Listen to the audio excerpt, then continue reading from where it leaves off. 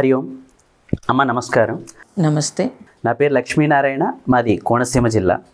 నాతో పాటు కొందరు ఆధ్యాత్మిక సాధకులు, ధార్మిక సేవకులు కూడా వారికి ఉండేటటువంటి సాధారణమైన సందేహాలు మీ ద్వారా నివృత్తి చేసుకోవాలనుకుంటున్నామమ్మా. అందులో భాగంగానే ఈ ప్రశ్నలన్నీ అడగడం జరుగుతుంది. అందరికీ నమస్తే. మొదటిగా నా ప్రశ్న, సాధారణంగా మనం స్వర్గము నరకము అని వింటూ ఉంటాం. మరి ఈ మోక్షం అంటే ఏమిటి? ఈ మోక్షానికి ఉండాల్సిన అర్హత ఏమిటి? దయచేసి ఈ సందేహ నివృత్తి చేయగలరమ్మా. మోక్షం అంటే విడుదలండి. మోక్షం అంటే ఏదో అనుకోకూడదు. మోక్షం అంటే మనము బాగా సినిమాలు చూసి అవి చూసి ఈ సోల్ ఏదో అలా వెళ్ళిపోతుంది అని అనుకోవడము అలా కాదు. తప్పనిసరిగా మోక్షం అంటే విడుదల. అంటే ఏ విడుదల అంటే జన్మ నుంచి విడుదల. జన్మ నుంచి విడుదల అంటే ఈ జన్మ తీసుకోవడానికి కారణము రుణానుబంధాలు. కాబట్టి ఆ రుణం తీర్చుకోవడానికి ఈ ప్రపంచంలో మనం జీవిస్తున్నప్పుడు ఈ పంచభూతాలు మనకు అందించిన అన్నింటినీ అందుకుంటున్నాము. తిరిగి మనం ఏం చేస్తున్నాము, లేకపోతే ఇక్కడ రుణం లేకుండా మనం జీవించగలిగితే విడుదల ఆటోమేటిక్గా విడుదల వస్తుంది. అలాగే మనిషి మోక్షం కోసం ప్రయత్నం అంటే బంధ విమోచనము.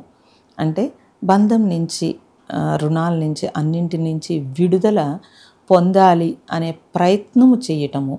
మోక్షానికి అర్హత అంటూ ఏమీ లేదండి, విడుదలే అర్హత. కాబట్టి ఈ బంధం అనేది బంధించే లేకుండా స్వేచ్ఛ, అనేక కోరికలు, అసంతృప్తి, వీటన్నింటితోటి ఆలోచనలతోటి బంధించుకున్న మనము ఆ ఒక అసంతృప్తితోటి స్వేచ్ఛ లేకుండా ఉంటాం. కాబట్టి ఆ స్వేచ్ఛని ఎప్పుడైతే పొందాలి అనే జ్ఞానం ఉంటుందో అప్పుడు అనవసరమైన విషయాల జోలికి వెళ్ళకుండా, అలాగే శారీరక వ్యామోహం లేకుండా జీవితాన్ని జీవించినప్పుడు విడుదల ఈజీ అవుతుంది.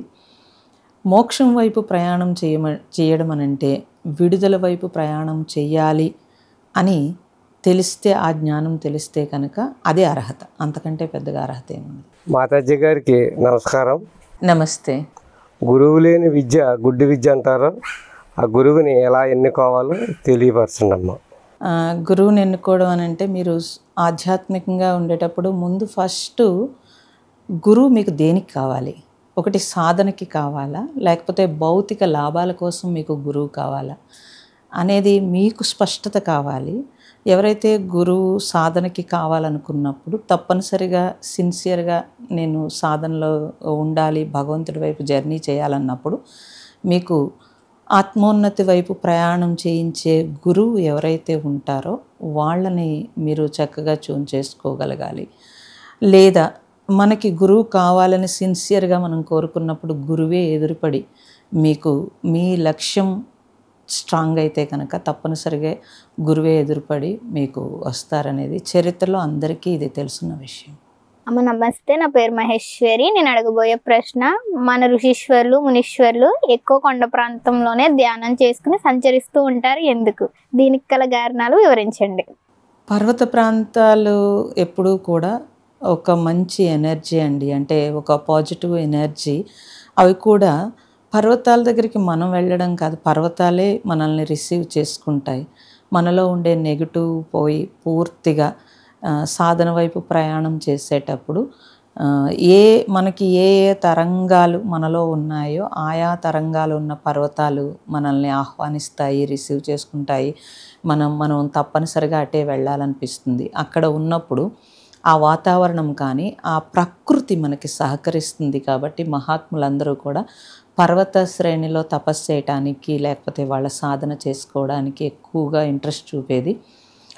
ఆ ప్లేస్లో అంతకుముందు మహాత్ములు సాధన చేసి ఉంటారు, వాళ్ళ బ్లెస్సింగ్స్, అలాగే పర్వత శ్రేణుల యొక్క బ్లెస్సింగ్స్ అన్నీ వాళ్ళకి అనుకూలంగా వాతావరణం ఉంటుంది. కాబట్టి అక్కడే సాధన చేసుకోవడానికి అనువైన ప్రదేశం కాబట్టి ఎన్నుకుంటారు. అమ్మ నా పేరు మహాలక్ష్మమ్మ. ఈ జీవితం సులభంగా ఆనందంగా జీవించాలంటే మనిషి నడవడిక ఎలా కూడా తెలియజేయండి అమ్మ. అనవసరమైన విషయాల జోలికి వెళ్ళకుండా ఎందుకు వచ్చామో ఈ భూమి మీదకి తెలుసుకుని ఆ డ్యూటీ వరకే చేయగలిగితే కనుక జీవితం సక్రమంగా నడుస్తుందండి. మన పెద్దలు ఆచితూచి అడుగు వేయమని చెప్పేవారు. ఆచితూచి అడుగు వేయమంటే ఆలోచన సక్రమంగా ఉంచమని అర్థం, అంతేకాని నడవడం అని కాదు. ఆలోచన సక్రమంగా ఉంటే ఆరోగ్యంగా ఆనందంగా ఉండగలుగుతారు. కాబట్టి జీవితంలో మనకి కావలసినది ఏమిటి, అసలు ఎందుకు వచ్చాము ఈ భూమి మీదకి, ఇప్పుడు ఏం చేస్తున్నాము, అనవసరంగా ప్రపంచ వ్యామోహాల వైపు వెళ్ళకుండా జీవితాన్ని సక్రమంగా నడుపుకోవాలి అనే జ్ఞానం కూడా మనిషికి కావాలి. ఎప్పుడైతే అటువంటి జ్ఞానం ఉందో ఆటోమేటిక్గా జీవితం సక్రమంగా నడుస్తుంది. అమ్మ నమస్తే అమ్మ. ఈ ప్రపంచంలో అందరూ మరణానికి భయపడతారు, కానీ ఆ మరణాన్ని చాలా సంతోషంగా స్వీకరించేలా బ్రతకాలంటే ఎలాగమ్మా? మరణం దేనికి? శరీరానిక మీక? ఇది ఫస్ట్ తెలియాల్సిన విషయం. అంటే ఎవరైతే దేహాభిమానంతో ఉంటారో, ఈ దేహాన్ని వదిలేస్తున్నాననే భయమే మరణ భయం. దేహాభిమానము ఎప్పుడైతే లేదో అప్పుడు మరణ భయం ఉండదండి.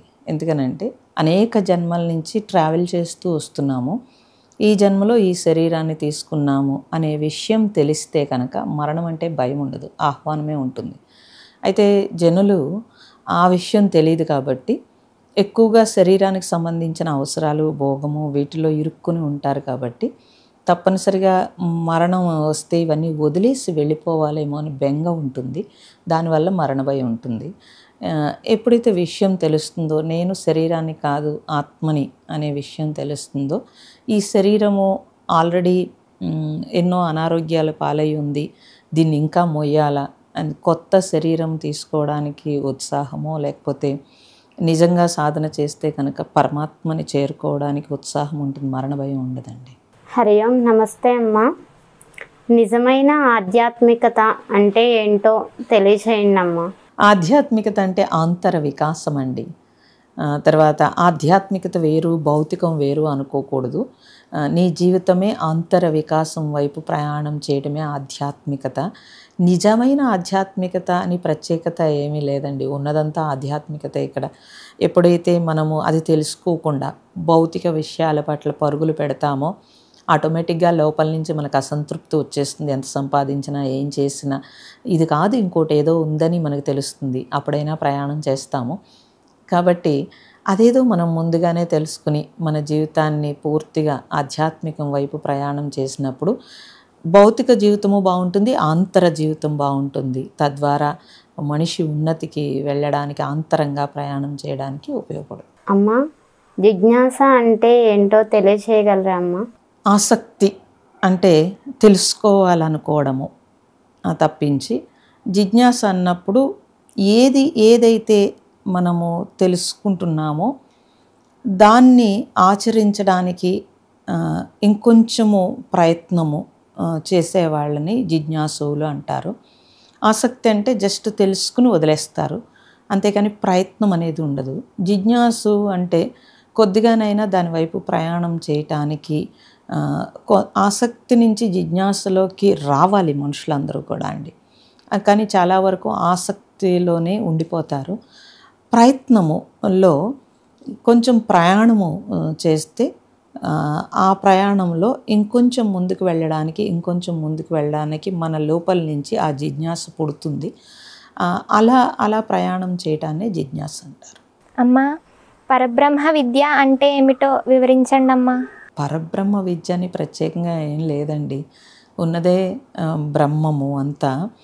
అయితే పరం అన్నప్పుడు, ఇహం పరం అన్నప్పుడు ఇక్కడ ఉండే స్థితి అంటే పరమాత్మ యొక్క స్థితిని పరం అన్నారు. కాబట్టి ఆ బ్రహ్మ స్థానాన్ని మనం పొందడానికి, ఆ పరం స్థితి అంటే పరమాత్మ యొక్క స్థితిని పొందడానికి ప్రయత్నం చేయడము, దాన్ని సక్సెస్ అవ్వడము ఏదైతే ఉంటుందో దాన్ని పరబ్రహ్మ స్థితి అని అంటారు. అయితే మనిషి ఈ జీవితంలో ఇక్కడిక్కడ ఏవో సాధించటానికి, ఇక్కడే అనే తన జీవితాన్ని, తన జన్మని అనేక జన్మల నుంచి మనం కొట్టుకుని వస్తాము. మానవ జన్మ ఉత్తమమైన జన్మలో జ్ఞానం ఉన్నప్పుడు మాత్రమే పరబ్రహ్మని చేరుకోగలుగుతాం. కాబట్టి ఆ ఒక్క విషయాన్ని తెలుసుకుని ఇక్కడ భౌతిక లాభాల కోసమో దేనికోసమో మన కాలాన్ని కానీ మన జన్మని కానీ వృధా చేయకుండా తాను ఎవరో తెలుసుకుని ఆ పరబ్రహ్మ స్థానానికి చేరుకునే ప్రయత్నం ఎప్పుడైతే మనం మొదలు పెడతామో అప్పుడే ఆ స్థితిని అందుకోగలుగుతాడు. అమ్మ, ఈ పంచభూతాలపై పట్టు సాధించాలి అంటే అది ఎలా సాధ్యం? కాస్త వివరించండి అమ్మా. అసలు పంచభూతాల మీద పట్టు మనం సాధించేది కాదండి. ఆ పంచభూతాలు మనకి ఏం చేస్తున్నాయి అనేది తెలుసుకుంటే కృతజ్ఞతతో మనం ఉండడమే పంచభూతాలతో మనం ఉండడం అని అంటారు. దాని మీద పట్టు అనేది ఏమీ ఉండదు. పంచభూతాలు అన్నీ అందరికీ సమానంగా అన్నీ ఇస్తున్నవి. అయితే ఆ పంచభూతాలు మనకి ఇస్తున్నది ఏదైతే ఉందో అది మనం తీసుకుని మన జన్మలో అన్నీ పొందుతున్నాము కాబట్టి తిరిగి ఆ పంచభూతాలని పాడు చేయకుండా మనం ఏం చేయాలి, ఆ కృతజ్ఞతతో మనము పంచభూతాలకి మనం ఏం చేయాలి అనే సత్సంకల్పము కలగడమే పంచభూతాల యొక్క రుణం మనం తీర్చుకునేవాళ్ళం అవుతాం. అమ్మ, మరో ప్రశ్న. భగవద్గీతలో కానీ వేదాల్లో కానీ పరమాత్మ సచ్చిదానందమయుడు అని చెప్పడం జరిగింది. మరి ఈ విషయాన్ని మనం ఎలా గ్రహించాలి, ఎలా తెలుసుకోవాలి అనే విషయాన్ని మాకు కరతలామలకం చేయండి అమ్మా. పరమాత్మ అసలు అంటే తెలుసుకునేది ఏమీ లేదండి. ఎందుకనంటే ఆల్రెడీ సచ్చిదానందమయుడే అన్నప్పుడు, ఉన్నదంతా ఒకటే చైతన్యము అన్నప్పుడు ఆ చైతన్యంలో నేను కూడా ఉన్నాను అనే స్థితి ఎప్పుడు కలుగుతుంది అని అంటే, నాది నేను అనే బంధం లేకుండా ఎవరైతే ఉంటారో అప్పుడు ఆ చైతన్యంలోని ఉన్నదంతా ఒకటే చైతన్యం అన్నప్పుడు సచ్చిదానంద ఘనస్వరూపుడు అన్నారు. అంటే ఆ సత్ చిత్ ఆనంద స్వరూపము. సచ్చిదానందం అంటే సత్ చిత్తు ఆనందము. సత్ అంటే ఉన్న చైతన్యము, చిత్ అంటే మనలో ఆ చైతన్యం నుంచి వచ్చిన అంశ ఆత్మ. కాబట్టి ఈ రెండు ఒక్కటే అని తెలియడాన్ని సచ్చిత్ ఆనంద స్వరూపము అన్నారు. అయితే ఆ రెండు ఒక్కటే అనే తెలుసుకోవడానికి ఈ సాధనలన్నీ. ఎప్పుడైతే ఈ రెండు ఒక్కటే అని తెలిసినప్పుడు ఆ స్థితి ఏదైతే ఉందో ఆ స్థితిలో ఉన్నదంతా ఒక్కటే, ఏకం అద్వితీయం బ్రహ్మం అన్నప్పుడు ఆ ఏకత్వంలో ఆ సచ్చిత్ ఆనంద స్వరూపం అన్నప్పుడు అదే పరమాత్మ, అదే భగవంతుడు అన్నప్పుడు ఆ భగవంతుడే సచ్చిదానంద స్వరూపుడు అని తెలియబడుతుంది. మాతాజీ గారికి నమస్కారం. నమస్తే అమ్మ. మాతాజీ గారు, సాధనలో రకాలు ఎన్ని, వాటి గురించి వివరించండి అమ్మా. సాధన అంటే దేనికి సాధన చేస్తున్నారు? ఆ రకాలే ఉండవండి, మార్గాలు ఎంచుకుంటారు. సాధనలో రకాలనంటే అన్నీ సాధనలే. అయితే ఏ సాధన చేస్తే మీ లక్ష్యం చేరుకుంటారు, మీరు ఏ లక్ష్యాలు పెట్టుకున్నారో భౌతికంగా కానీ ఆంతరంగా కానీ ఏ సాధన చేయాలనుకుంటున్నారు, ఏది చేస్తే ఇప్పుడు ఒక మనిషి ఒక ఉద్యోగం సంపాదించాలి అనుకుంటే దానికోసం కృషి చేస్తాడు, అదే పెద్ద సాధన కింద కనిపిస్తుంది. అదే ఆంతరం వైపు ప్రయాణం చేసినప్పుడు ధ్యానమో జపమో ఏవో చేసినప్పుడు అది సాధనే అంటారు. కాబట్టి రకాలు అని విడిగా దాన్ని చెప్పడము అనేది కూడా కరెక్ట్ కాదు. మీరు దేనికి సాధన చేస్తున్నారు, ఎందుకు సాధన చేస్తున్నారు అనే జ్ఞానం మనకున్నప్పుడు ఆ సాధన పర్ఫెక్ట్గా వెళుతుంది. ఈ సాధన చేస్తే గొప్పది, ఆ సాధన చేస్తే గొప్పది అనేది ప్రపంచంలో అనేక రకాలుగా వినిపిస్తూ ఉంటుంది.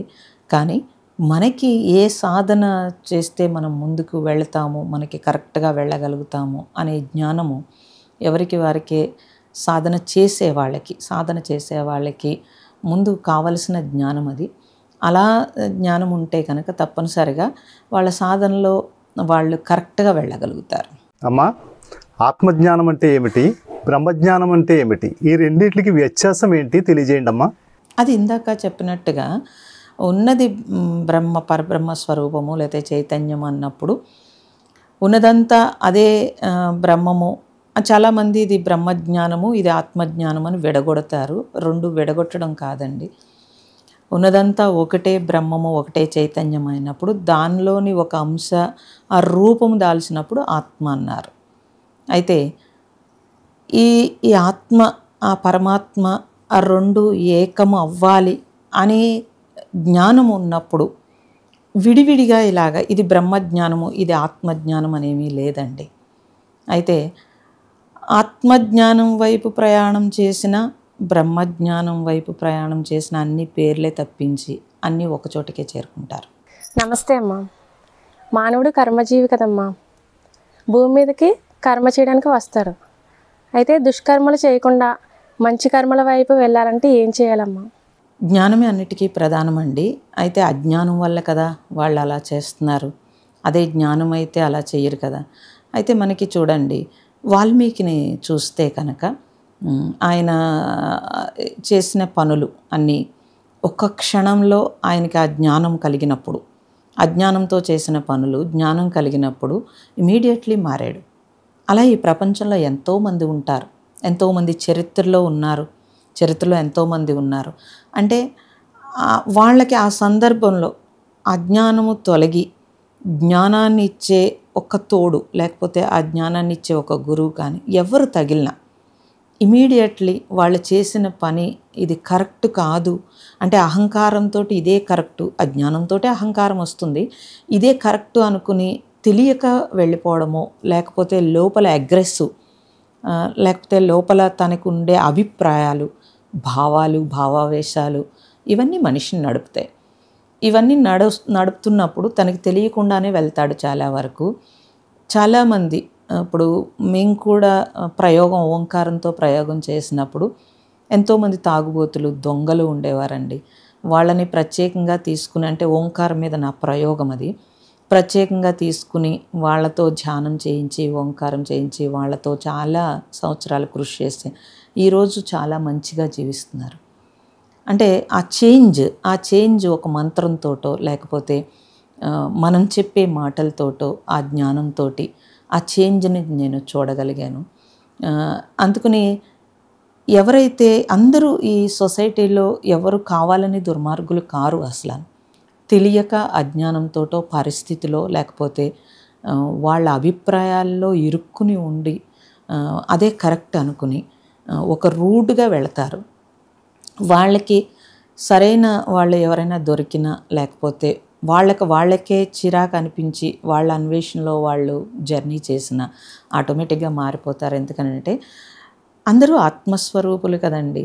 జీవభావంతో అజ్ఞానంతో ఉండడం తప్పించి ఇదంతా ఎప్పుడైతే ఆ గాలి అంటే ఆ పాజిటివ్, ఈ నెగిటివ్ తగిన పాజిటివ్ ఎనర్జీ తగిలిందో ఆటోమేటిక్గా అందరూ మారుతారు. ఎంతోమంది మహాత్ములు వాళ్ళ దగ్గర చుట్టుపక్కల ఉండే వాళ్ళని, ఎంతోమంది క్రూరుల్ని సాధు జంతువుల్లా చేసిన వాళ్ళు ఉన్నారు. మీరు చూస్తే బుద్ధుడు దగ్గర చాలామంది మారి సాధువుల్లా అయిపోయిన వాళ్ళు ఉన్నారు.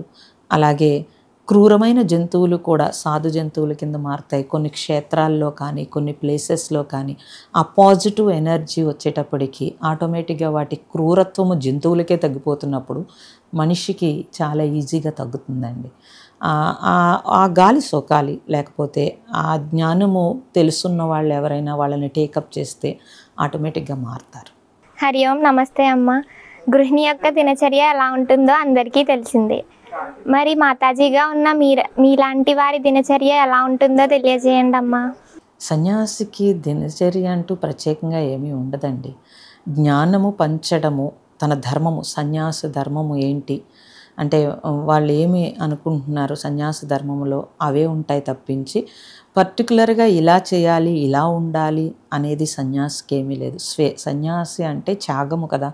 సో ఆ త్యాగంలో స్వేచ్ఛే ఉంటుంది తప్పించి అభిప్రాయాలు లేకపోతే నిర్ణయాలతోటి సన్యాస జీవితం ఉండదు. భగవంతుడికి సమర్పణ, సన్యాసం అంటేనే భగవంతుడికి సమర్పణ అయినప్పుడు ఈశ్వర నిర్ణయానికి వాళ్ళ జీవితం కట్టుబడి ఉంటుంది. అందువల్ల గృహిణి నిర్ణయాలతోటి, గృహిణి డ్యూటీల్లాగా సన్యాసికి ప్రత్యేకంగా వాళ్ళు ఏదన్నా ఏర్పాటు చేసుకుని మేము ఈ టైంకి ఇది చెయ్యాలి, ఇది చేయాలి అనుకుని కాలంతో ఏదన్నా నిర్ణయించబడి పరిగెట్టాలేమో తప్పించి సన్యాస జీవితం అంతా కూడా భగవంతుడికి సరెండర్ అయిన జీవితం అండి. అందుకని వాళ్ళు ఒక నిర్ణయాలతోటి కట్టుబడి, లేకపోతే ఒక డ్యూటీ అంటే అది భగవత్ కార్యానికే డ్యూటీ తప్పించి షెడ్యూల్ ఏమి ఉండవు. అలా షెడ్యూల్ అంటూ ఏమీ ఉండదండి. బంధించబడే షెడ్యూల్ ఏమి ఉండదు. భగవద్ ధ్యాసలో ఉండడమే తప్పించి భగవంతుని సేవ అంతే. భగవత్ సేవ అంటే లోక కళ్యాణం కోసం ఈ జీవితం అంకితం చేసినప్పుడు ఆ లోక కళ్యాణంలో జరిగే పనులు, లోక కళ్యాణానికి, లోకానికి ఉపయోగపడే పనులే తప్పించి అంతకంటే ఏముండవు. ప్రత్యేకంగా పర్సనల్ అంటూ ఏముండదండి. పర్సనల్తో ఏముండదు. అమ్మ నమస్తే. రాగద్వేషాలకి లోనవ్వకుండా ఉండాలంటే ఏం చెయ్యాలి? దీనికి నాకు బదులు చెప్పండి. రాగద్వేషాలు మనకు ఉన్నాయి అన్నప్పుడు మనకి తెలిసింది అనుకోండి, అసలు రాగద్వేషాలకి మనం వెళుతున్నాము అని తెలియడమే ఒక గొప్ప విషయము. తెలిసినప్పుడు అంటే అవి మనకి వస్తున్నాయి లేకపోతే ఉన్నవి అని అన్నప్పుడు అది కొంత వాసన, దాన్ని తొలగించుకోవడానికి తప్పనిసరిగా భగవంతుడి వైపు ప్రయాణం చేసే ఏదో ఒక సాధన, జపము లేకపోతే ధ్యానము, లేకపోతే మీరు పూజ అంటే మళ్ళీ ఏవో దీనికి కలిసి వచ్చే పూజలు, దానికి కలిసి వచ్చే పూజలు అని నేను చెప్పట్లేదు. భగవంతుడి వైపు ధ్యాస పూర్తిగా పెట్టినప్పుడు ఆ రెండో వైపు తగ్గిపోతుందండి. అంటే ఇటు మనస్సు స్థాయిలో లేకపోతే వాసన ఇవన్నీ కూడా పూర్తి ధ్యాస అటు పెట్టినప్పుడు మనం ప్రపంచం వైపు ధ్యాస తగ్గిపోతే రాగద్వేషాలు తగ్గిపోతాయి. రాగద్వేషాలు ఎక్కడి నుంచి వస్తాయనంటే ప్రపంచ వ్యామోహంలో ఉన్నప్పుడే వస్తాయి. ఎప్పుడైతే ఆ వ్యామోహము ప్రపంచం వైపు జర్నీ మనం తగ్గిస్తూ ఉంటామో ఆటోమేటిక్గా రాగద్వేషాలు తగ్గిపోతూ ఉంటాయి. ఎందుకనంటే ప్రపంచంలో నేను ప్రపంచంలో ఇలా ఇమడలేకపోతున్నాను, లేకపోతే ఇది కావాలి అది కావాలి అని ఎప్పుడైతే కోరికలు పెరుగుతూ ఉంటాయో రాగద్వేషాలు ఆటోమేటిక్గా పెరిగిపోతూ ఉంటాయి. మనకి తెలిసినప్పుడు ఈ రాగం ఉంది, ఇక్కడ ద్వేషం ఉంది అని తెలిసినప్పుడు తప్పనిసరిగా దాన్ని వదిలించుకోవడానికి ఏదో ఒక సాధన చేసుకుంటూ భగవన్నామంలో ఉన్నప్పుడు రాగద్వేషాలు ఆటోమేటిక్గా తగ్గిపోతాయి. అమ్మ, మాయ అంటే ఏంటో కొంచెం తెలియజేయండి అమ్మ. మాయ అంటే మనస్సే మాయ అండి. మాయని ప్రత్యేకంగా బయట నుంచి ఏమీ లేదు. మీరు అది గుర్తిస్తే చాలు. మన మనస్సే మాయ అని తెలిసినప్పుడు ఏదో వచ్చి మాయ నన్ను ఆవరించింది అంటారు. కాదు, నీ మనస్సే నిన్ను ఆవరించింది.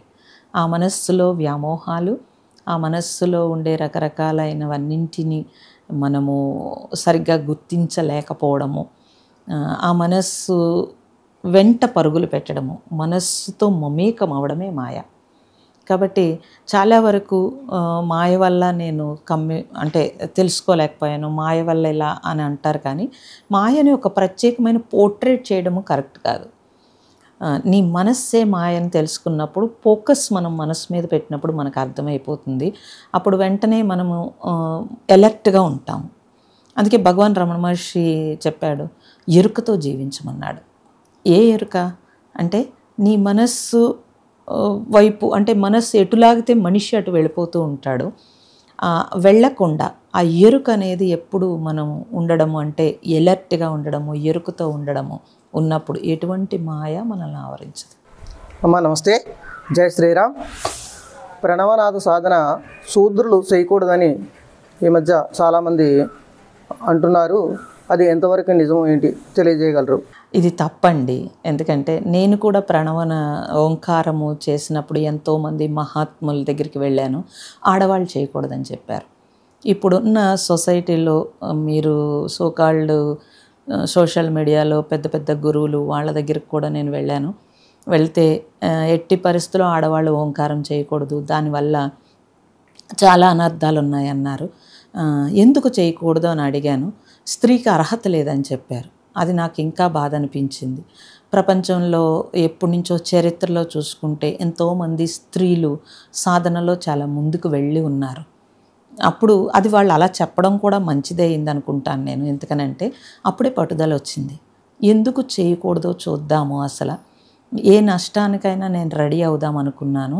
అయితే ఇంట్లో ఏదో ఇబ్బంది వచ్చినా లేకపోతే ఇంకొక మహాత్ముడు ఏం చెప్పారనంటే, నువ్వు చేస్తే ఇంట్లో వాళ్ళందరికీ నష్టం జరుగుతుందని చెప్పారు.